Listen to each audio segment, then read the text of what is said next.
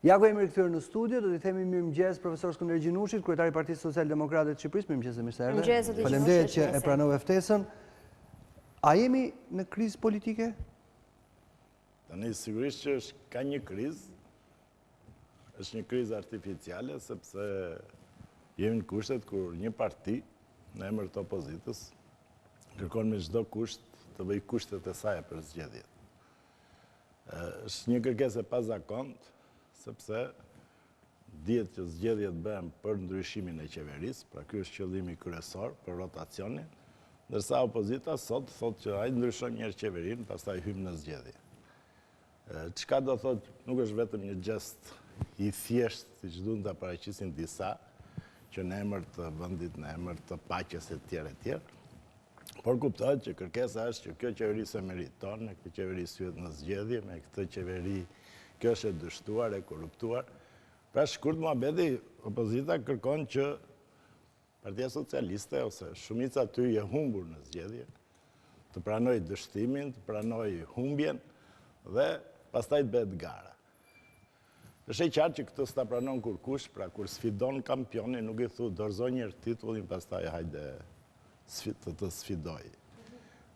Rregulli i lojës është që gjithkush, qeveria e radhës, jo organizon zgjedhjet, po hyn në garë me opozitën e radhës dhe kush fiton, pastaj përcakton kush është qeverisja më tej.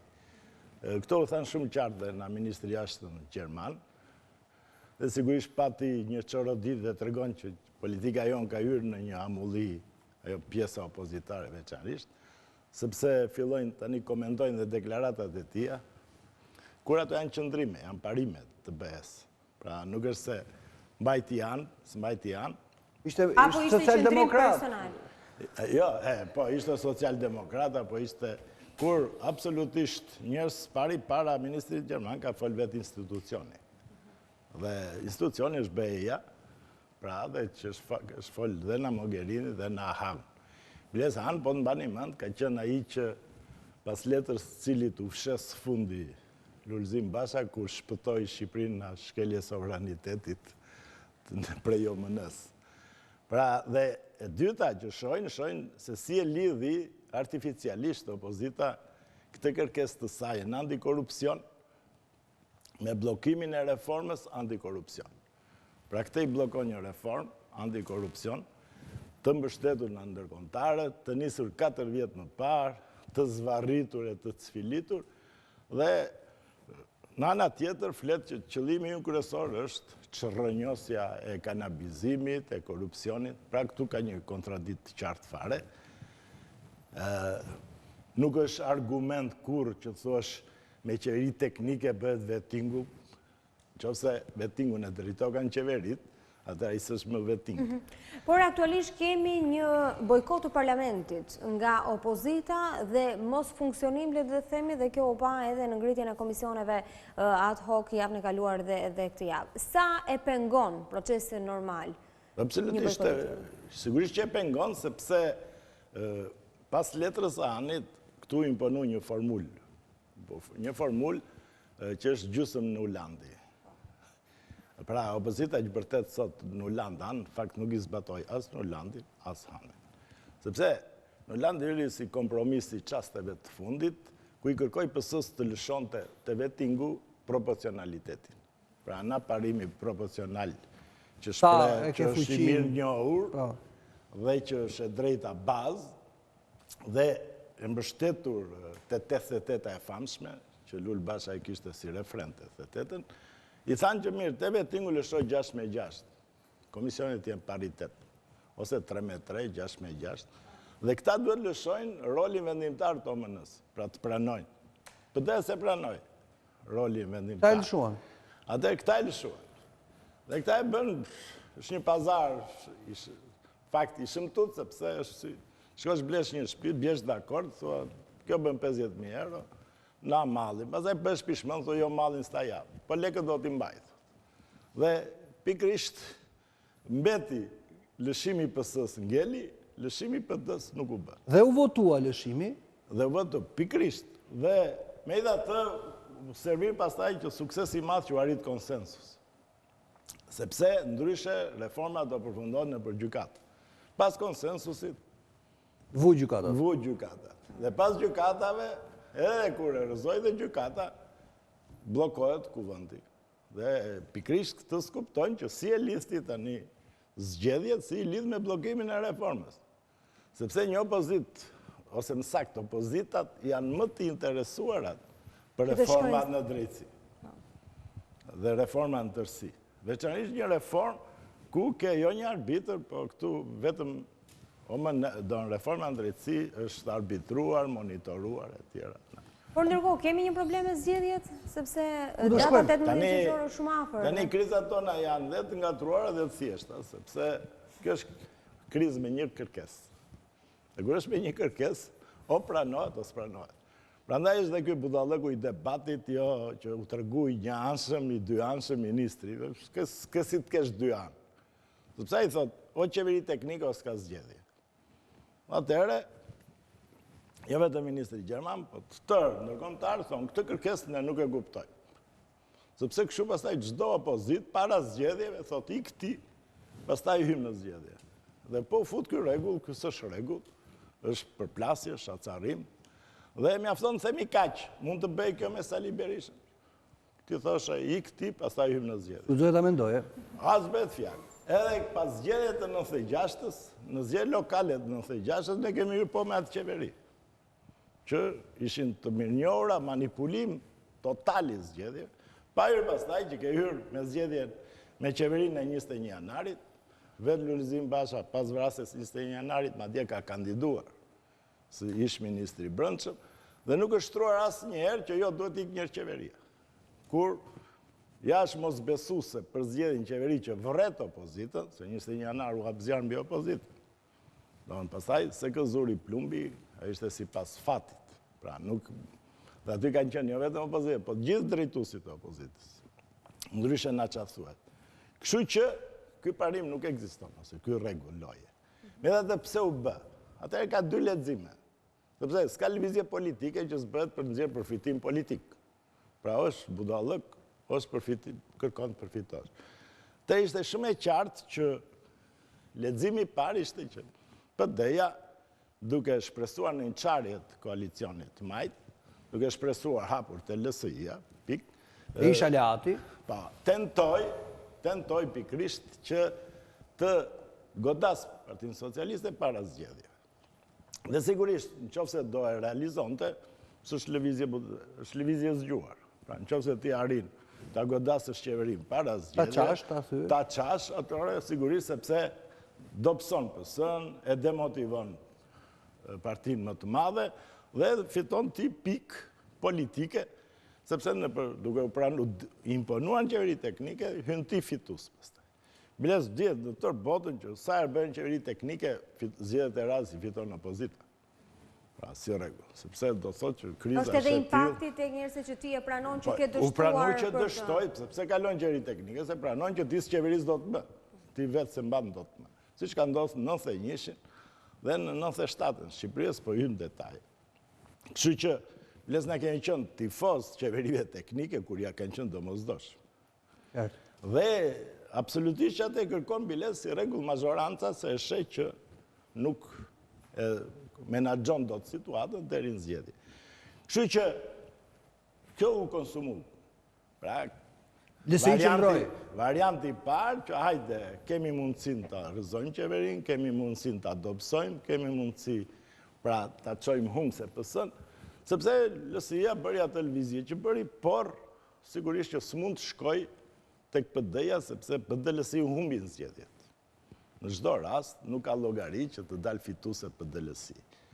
Edhe kur është bërë koalicioni, është bërë post zgjedhore. Pas zgjedhjeve. Po pas zgjedhjeve, sepse edhe në zgjedhjet para këtyre, absolutisht po të fitonte PD-LSI, LSI-ja s'kish pse ikte në PD-ja pas 4 vjetëve qeverisi.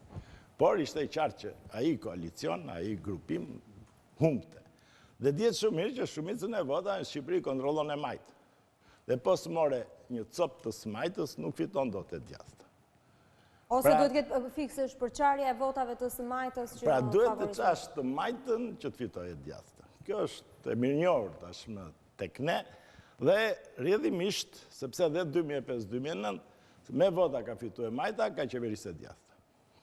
Për shkak të atyre që tashmë i dim votë i shme, për vota tavolin, si vota jam prap plus e Majta. Edhe në 2005, edhe në 2009. Kështu që ky variant u konsumua.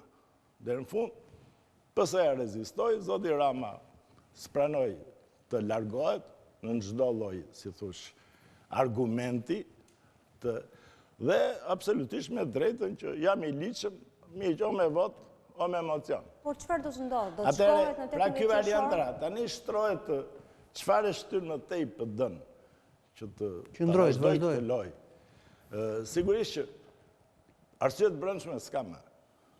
Pra, të brendshme sepse me këtë lëvizje ti shkon drejt asgjësimit politik.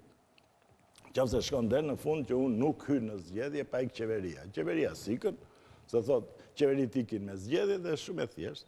Është një rreth vicioz që të gjithë e zgjidhin në favor të qeverisë. Jo se janë me të, po se kështu janë rregullat e lojës. Kështu që qofse pastaj. Pra, qofse opozita desh vetëm të nxirrte deri në fund për fitimet maksimale, na kjo goditje e bëri. Kaq arriti. Më tej, absolutisht duhet, qofse ka qëllim realizimin e zgjedhjeve të radhës, kushte sa më të mira ose më të mira se të mëparshmet, se mos harrojmë pastaj që qeveria zgjedhje janë PSPD-ja. Pra SKQZ-ja, KZAZ-t. Dhe tërë e dim që në 96-a ne kemi qenë në pozicionet e opozitës vitet tëra, dhe opozit me Sali Berishën është sigurisht është me sakrifica me e madhe që mund të bësh, dhe kërkesat kanë qenë gjithmonë komisionet, largimi i shikut policisë në pjesëmarrje drejt për drejt në zgjedhje, balancim media, financim. Dhe nëse komisionet funksionojnë sipas ligjit, ku Partia Socialiste për shumë sot s'ka shumicën, në asnjë nga komisionet, vetë si parti, dhe PSPD janë kushte të barabarta në këto, atëherë, nëse funksionojnë këto, 97% e zgjedhjeve i ke bile s'kapin standardet, po të zbatojnë këto. Sepse këto fenomenet pas jashtë zgjedhor, që ka fillu lakohet, blerja votës është një problem social, politik, tjera, dhe bën në dy anët, nuk e dim kush e bën më shumë, sepse dhe raporte po të lexosh, kjo ka filluar të përmendet si fenomen të ne e dim që është gjithmonë ka ekzistuar edhe, si thuaç, presioni nëpërmjet paras, por në raporte ke në 2013 dhe 2015. Dhe flitet për blerje vote në partitë e mëdha. Nuk para përmenden me emër, por pra sikur janë partitë e mëdha i dim. Dhe ato janë bazohen mbi akuzat që kanë bërë vetë partitë për njëra tjetër. Dhe që sigurisht dhe opinioni i di që... Po kemi dhe zgjedhjen e presidentit, do futet zgjedhja e presidentit... Por mos harrojmë që për blerje vote, pastaj se thonë tani është prodhuar më shumë kanabis. Nuk lidhet kjo që sa më shumë kanabis, aq më shumë blihet vota. Për blerë vote në Shqipëri, për shembull, që të përmbysësh rezultat, edhe jo 200.000 vota po bleve dhe përmbyset rezultati. 200.000. Nëse do ishte fenomeni kaq i parave. 200.000 vota, 50 euro, 10 milion bëjnë. Në 10 milion euro i kanë të gjithë këta që bërtasin, kuptimin. Dhe atëre dhe këtu s'ka nevoj të dish nëse kjo para, ky lek është kanabis, a në vepra tjera kriminale. Çdo lloj para e pist është presion mbi deformimin e votës, pavarësisht është kanabis, a është kokain, a është heroin, këtu biles leku pastaj nuk shkruan më na ka ardhur. Mos japin më shumë. U kanë gjyrë dhe këtu është puna, ekziston ky vullnet politik, dhe sa vërtet shqiptarët e shesin votën e tyre, pra dhe sa hapësirë kanë, sigurisht ata që tentojnë, domethënë ta kryejnë. Por çdo rast nuk mund absolutisht të thosh që e Majta është dalluar në këtë aspekt dhe e djathta. Tani, kjo futja e presidentit në procedura, do digjet sot një raund tjetër, se kandidat s'ka. Mos po të qonë në një skenar që mund të ketë PSLSI për ta çuar vendin zgjedhje para koshme? Tani edhe unë mbrëmë dëgjova këtë dhe atëre Për çka zgjedhje parakoshme tani s'kan sens, në kuptimin se në zgjedhje jemi. I Dhe detyruar ti saktu bëj dhe kjo. data dhe bilesi bje fix 25 ditë, bje në datë. Pra ti jenë... Pak ditë para. Vetëmi lexim mund të jetë, kështu për e thema përri, që me kap, do më thënë që presidentin fund të zgjidhjet pa u shpërndar kuvendit, do më thënë. Dhe atëre ti nëziton seanca, se 3 para duan 3 pesta. Dje këto 3 dhe pastaj... 3 pesta në çdo rast ka të papritura kur ti je fix. Se i je 3 pesta, po je me 2 vetat bëj naze, hop, digjet. Okej. Dhe rrjedhimisht, kurse kur kalon shumë i thjesht, pastaj është shumë thjesht. Duhet më shumë do të bëjnë naze. Pra, koha, shpejtimi kohës ka të bëj me kapjen edhe periudhës pa shpërndar kuvendin, i cili normalisht pastaj në datën 29 quhet që hapet fushat. Me regjistrimin e kandidatëve hapet fushat. Po, koalicione s'regjistruan këta, do të thotë që... Si e lexoni kërkesën për shtyrjen e koalicionit? A mund ta shty? Shiko, tani, ajo ka 2 arsye. Një është dhënia e mundësisë së opozitës në çdo rast që mos fshihet më që ja iku afati, pra bëm ç'bëm, gabuam, shpresuam do binde qeveria. Si parti? Po pra se është kërkuar të shtyhet afati i partive dhe për pasoj dhe i koalicione. Dhe atëre, për të heqë këta alibi dhe derisa janë bisedime në rrugë, dhe si që thash, në qoftë se faktori jashtën që i ka detyruar të bëjnë këtë loj, destabilizuese, nuk do e qojnë në ekstrem këtë, pra urdhri s'është aq i prerë që të mos syni patjetër në zgjedhje. E janë të jashtëm, thoni ju? Absolutisht që nuk ka lëvizje të forta politike që nuk janë dhe të inspiruara në lobingjet caktuara, në klanet caktuara. Dhe prandaj dhe lexohet që qofse interesi s'është në brenda, pra si që ishte në fillim, pra rrëzimi i qeverisë, kur ke mundësi, është një lëvizje e brendshme, bravo të qoftë, e realizove, nëzore përfitim. Qofse ti vazhdon pastaj me një lëvizje që vetëm ta zgjeson, atëherë sigurisht që ti se bën për llogaritë të vetes, e bën për llogaritë atyre që duan Shqipërinë të zhballancuar, problematike, në krizë, me demokracitë. Se mos harrojmë që edhe bllokimi i kuvendit, që bllokimi vetë tingut ka bllokuar hapjen e negociatave. Pra ne që kemi bërtit kaq fort dhe që kemi vënë si kriter të parë të suksesit në sukses qeverie, se sa avancon në drejtim të BE-s, pengojmë artificialisht fillimin e negociatave. Unë nuk të pyes se ç'do bëj PSD-ja, se e dim se ç'do bëj PSD-ja, do jetë me PS-n. Kështu që tani shtyrja afatit që e nisëm, këto lloj afatesh nuk është se janë shtyrë ndonjëherë në Shqipëri. Sepse janë dhe një çik afate, do në janë veprime të cilat nuk janë më shumë një formalitet, shumë regjistrimi i partisë ç'është. Vetëm bën me dije që ti ke ndërmend të ysh në garë. Po ti mund mos çosh listë sy në garë. Pra deri në datën që regjistrohen kandidatët, kjo nuk ka asnjë impakt mbi të tjerët, nuk është që thon tani çan këto hile që partia kjo i hyri, kjo doli. Bles ligji nuk thot fare, pse mirë regjistrohesh, mund të ç'regjistrohesh, se mund s'pengon dot njëri thosh ja. Agrarët janë të regjistruar, po ose regjistrohesh si koalicion. Po ti deri sa të paraqiten listat mund të shtosh dhe një parti tjetër. Pse duhet penguar? Pra këto janë disa afate disiplinore më saktë, sepse procesi duhet të ketë, por nuk janë të tipit që sjellin pavlefshmëri të zgjedhjeve, absolutisht. Po të shtyhet afati i regjistrimit të kandidatëve. Ajo fillon dhe ul kohën e fushatës. Kur fushata minimumi duhet jetë 40 ditë. Ajo pastaj fillon dhe prek drejt për drejt dhe afatin e zgjedhjeve. Dhe KQZ-ja ka bërë, vazhdimisht ne kemi kërkuar KQZ-s, që të na shty datin që më shumë kohë për të quar edhe kandidatë, biles 2 ditë, 3 ditë, 5 ditë, dhe e ka bërë.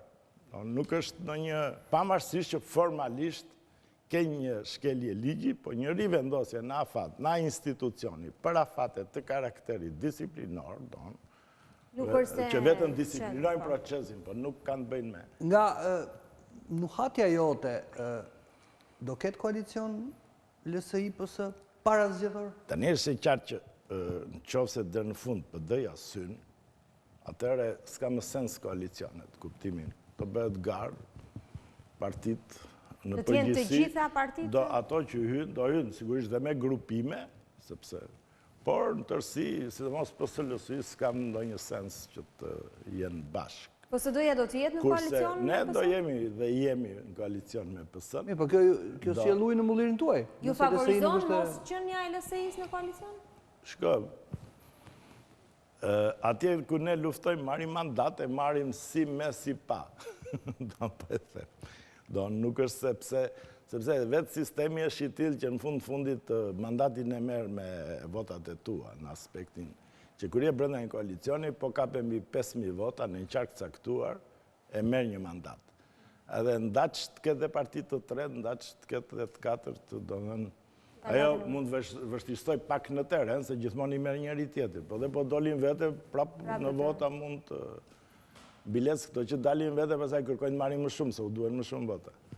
Për të kaluar pragun që e kjo të letë me koalicion. Kështu që nuk është të Po do ndryshon hyj gjë të PD madhe. në zgjedhje?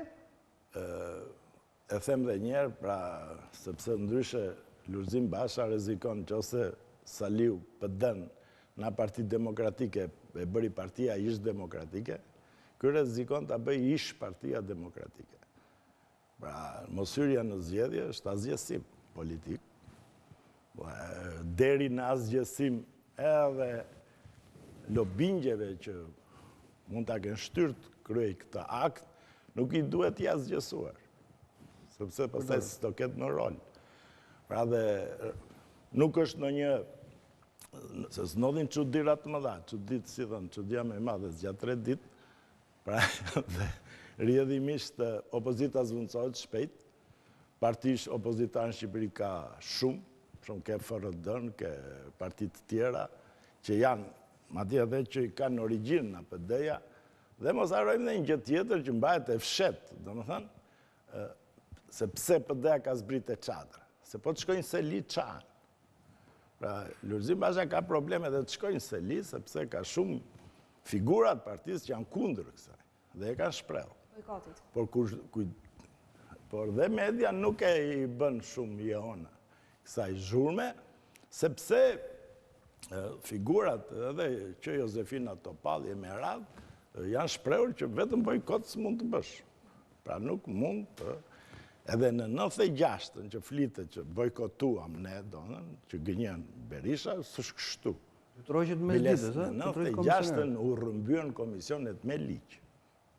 Pra gjithë çelësi zgjedhjeve është të komisionet, sepse këtu i bëjnë komisionet i kontrollojnë partit. Dhe kur i merre një e vetme, pastaj gjithë procesi. Dhe këto pastaj të ndihmuar nga polici dhe shik, u bën, dhe ne kemi ikur gjatë proces. Jo kemi ikur, po konstatuam që 1/3 e komisionerve ishin dëbuar nga komisione dhe rrjedhimisht rinin kot. Sepse që në ai moment procesi ishte jashtë kontrolli dhe atëherë ti s'kish pse të ligjëroje atë proces. Ka një rrezik të acaroj kavaj në 7 maj, protest, qëndres, nuk do të lejmë zgjedhje. Prandaj problemi është shumë i madh.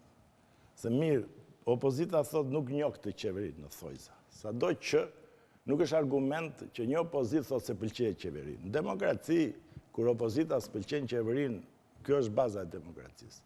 Problemi është po e pëlqeu. Atëherë fillon dyshon ç'është kjo. Biles opozita këto terma që përdor sot, në qeverisi përdor që kur zgjidhen.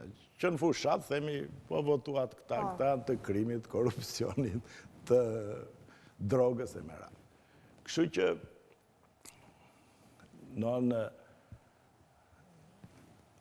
është e qartë situata edhe përsa i përket rastit të Kavajës. Do me dhe tani të mos njohësh dhe institucionin e zgjedhjeve. Vetë. Dhe të kërkosh ta shkatrosh institucionin e zgjedhjeve. Atëre, i thua ti ke problem me fundamentet e këtij shteti. Sepse mirë keq, institucionet e zgjedhjes njësh aja. Pra Shqipëria kaloi na monizëm në pluralizëm, vetëm pikërisht me njohjen e zgjedhjeve lira ndesh.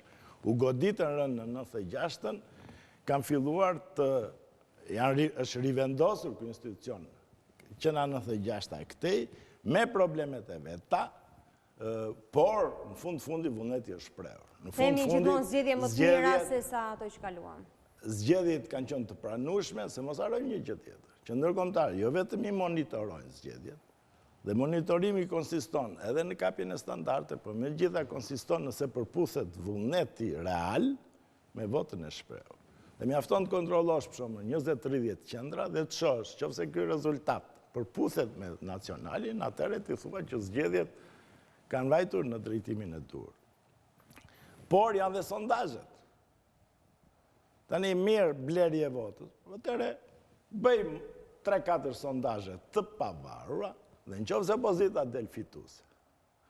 Dhe në zgjedhje del humbse, atëherë thot këtu është kanabisi, këtu pas ka qenë gjë. Unë dhe kutit pastaj mund të hapë. Zë Gjinushi, ne të falenderojmë, kemi kaluar zotin mit, ishte kënaqësi që kishim ju në studio dhe shpresojmë që të zgjidhet sa më shpejt kjo krizë politike në vend. Ishte emisioni 7:05 për ditën e sotme. Ne do takojmë sërish nesër në po të njëjtën orë. Kalofshi një ditë sa më të mbar. Mirupafshim.